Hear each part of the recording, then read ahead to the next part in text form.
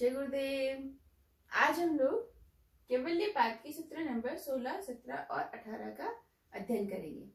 सूत्र नंबर 16 हमें क्या कहता है, इस पे हम शुरू करते हैं।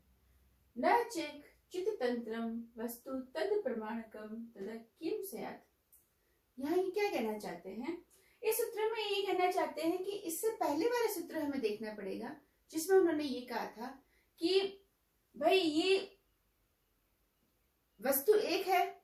क्यों? क्योंकि परिणाम एक है। फिर वो बोलते हैं कि वस्तु एक है लेकिन ज्ञान अलग अलग होने की वजह से आपको वस्तु अलग अलग ज्ञान के रूप में दिखेगी। यानी वस्तु तो एक ही है लेकिन ज्ञान अलग अलग होने की वजह से वस्तु के लिए अलग अलग ज्ञान उत्पन्न होते हैं, अलग अलग चित्त होने की वजह से। यहाँ पे बोलते ऐसा क्यों? तो बोलते न चेक चित्तंत्रम वस्तु, बोलते अब अगर वो जो चित्त है वो अगर उस वस्तु के साथ में नहीं जुड़ता, नहीं उसके साथ होता, अगर उस वस्तु के सामने वो चित्त का ज्ञान नहीं होता, तब क्या प्रमाण है कि क्या वो वस्तु रहेगी या नहीं रहेगी। ऐसा यहाँ पे बोल रहा है कि भाई मेरे सामने ये मार्कर है और मैंने इस मार्कर को देखा तो मैंने कहा ये मार्कर है, लेकिन अगर मैंने इस मार्कर को नहीं देखा तो क्या ये मार्कर है नहीं क्या? तो बोलते महर्षि पतंजलि कहते हैं कि ऐसा नहीं होता कि अगर ज्ञान वस्तु से नहीं जुड़ा, इसका मतलब ये नहीं कह सकते कि वस्तु नहीं है। क्यों नहीं है? क्योंकि ऐसा नहीं इसलिए नहीं कह सकते क्योंकि वस्तु नई नहीं उत्पन्न होती है बार बार। ज्ञान से कनेक्ट नहीं हुई, इसका अर्थ ये नहीं है कि वस्तु है नहीं। बोलते हैं कि अगर वस्तु चित्त से नहीं जुड़ी तो क्या प्रमाण है कि वस्तु है? बोलते हैं वस्तु चित्त से नहीं जुड़ी तो इसका प्रमाण ये है कि वस्तु नई नहीं बनती बार बार। वस्तु बन गई है, वस्तु बनी हुई है, चित्त जब उसके साथ जुड़ेगा तो चित्त का उसका ज्ञान हो जाएगा। बस इतनी सी बात है यहाँ पर। अगले सूत्र में क्या कहते हैं? तदुपरागपेक्षित्वा चित्तस्य वस्तु ज्ञाता ज्ञातम।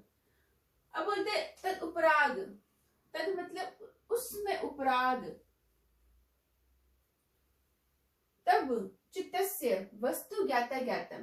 बोलते हैं उस वस्तु का ज्ञान तभी होगा जब चित्त का उपराग होगा उस वस्तु के ऊपर। वस्तु से, जैसे ये वस्तु है, इस वस्तु से चित्त जब जुड़ेगा तो ये वस्तु के आकार का हो जाएगा, सेम आकार का हो जाएगा। यानी उस वस्तु के आकार का होने पे ही चित्त को उस वस्तु का ज्ञान होता है। तो बोलते हैं चित्त उस वस्तु के साथ जैसे जुड़ा वैसे चित्त उस वस्तु के साथ में क्या हुआ, उस वस्तु का ज्ञाता हो गया। ये वस्तु ज्ञात हो गई, अब उस वस्तु का ज्ञान हो गया। लेकिन अगर चित्त इस वस्तु से नहीं जुड़ता तो ये वस्तु तो है ही और इस चित्त को इस वस्तु के लिए अज्ञात है।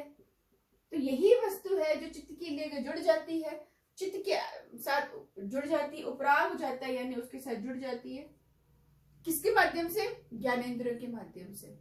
ज्ञानेंद्रियों के माध्यम से जैसे कोई विषय, जैसे कोई वस्तु है उसके साथ चित्त जुड़ा, वस्तु के आकार का हुआ और वस्तु का ज्ञान हुआ। और जैसे ही वो उसके से डिस्कनेक्ट होता है, जो अलग हो जाता है, जुड़ाव खत्म होता है, वैसे क्या होता है, वो वस्तु उस व्यक्ति की, उस चित्त के लिए अज्ञात हो जाती है। ज्ञात और अज्ञात वस्तु के ज्ञानेंद्रियों के माध्यम से जुड़ने पर ही ज्ञात होती है वस्तु, वरना वो वस्तु क्या है, अज्ञात रहती है। ऐसा कहते हैं यहाँ पर। ठीक है। अगले में कहते हैं सदा ज्ञाता चित्त वृत्तिस्य तत्प्रभो पुरुष अस्य अपरिणामत्वात्। अब यहाँ पे क्या कह रहे हैं कि चित्त के लिए तो वस्तु या तो ज्ञात है या फिर अज्ञात है। चित्त के लिए, इस चित्त के लिए तो वस्तु या तो ज्ञात है या अज्ञात है, लेकिन हमेशा ज्ञात रहता है किसको? इस पुरुष को। क्यों? क्योंकि वो जो पुरुष है वो प्रभु है। प्रभु मतलब स्वामी, प्रभुत्व है उस चित्त का। उस चित्त के ऊपर इस पुरुष का प्रभुत्व है, स्वामी है। ये पुरुष जो है ये इस चित्त के स्वामी है। इस वजह से चाहे चित्त को वस्तु ज्ञात हो चाहे नहीं हो, पुरुष को हमेशा चित्त के बारे में सब कुछ ज्ञात होता है, सब कुछ ज्ञात होता है। क्यों? क्योंकि चित्त, पुरुष जो है वो अपरिणामी है। पुरुष क्या है? अपरिणामी है। पुरुष अपरिणामी है। अपरिणामी का अर्थ होता है कि पुरुष का विस्तार नहीं होता, पुरुष कुटस्थ है, जैसा है वैसा है पुरुष।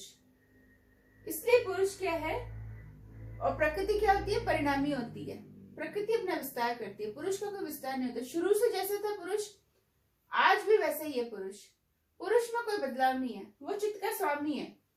लेकिन इसलिए पुरुष को सदा ज्ञाता, चित्त की सारी वृत्तियों का, चित्त की वृत्तियों का जितनी भी चित्त की वृत्तियां होती हैं, उन चित्त की वृत्तियों का हमेशा ज्ञाता होता है। कौन? पुरुष। चित्त को भले ज्ञात और अज्ञात वस्तु के सामने आने और न आने से होता है, लेकिन पुरुष को हमेशा ज्ञात रहती है चित्त की वृत्तियां, क्योंकि पुरुष जो है वो चित्त का स्वामी है। और वो ऐसा क्यों है? क्योंकि वो अपरिणामी है। अपरिणामी मतलब पुरुष के अंदर कोई परिवर्तन नहीं होता, वो जैसा अनादिकाल से था वैसा आज है, और जैसा आज है वैसे जब तक हम इस धरती पर हैं आते रहेंगे जाते रहेंगे। पुरुष जो है वो एक ही जैसा बना रहता है, पुरुष में कोई परिवर्तन नहीं होता है, कोई मिश्रण नहीं होता, कोई मिक्स नहीं होता। ठीक है, यहाँ पे ये बताया, ये तीनों चीजें समझाई। उम्मीद करते हो आपको समझ में आई होगी। और इसका डिवीजन ले लेते हैं। पहले में बोलते हैं अगर वस्तु चित्त के साथ में नहीं जुड़ी हुई है तो क्या वस्तु होती नहीं है क्या? सिर्फ चित्त के साथ जुड़ती है तभी वस्तु का ज्ञान होता है क्या? तो अगर नहीं होता तो फिर वस्तु क्या होती नहीं है? तो बोलते होती है, वस्तु होती है। क्यों? बस चित्त उसके साथ जुड़ा हुआ नहीं है। तो बोलते हैं चित्त उसके साथ जुड़ा हुआ नहीं है। जैसे चित्त वस्तु के साथ जुड़ता है चित्त को ज्ञान हो जाता है, और जब चित्त वस्तु से नहीं जुड़ता तो वो अज्ञान रहता है उस चित्त के लिए, उस वस्तु के लिए। लेकिन यहाँ पे अगले सूत्र में कहते हैं कि चित्त की जितनी भी वृत्तियां हैं उसका ज्ञाता कौन है? पुरुष है। पुरुष स्वामी है चित्त का, और वो सदा ज्ञाता है, क्योंकि पुरुष जो है वो अपरिणामी है।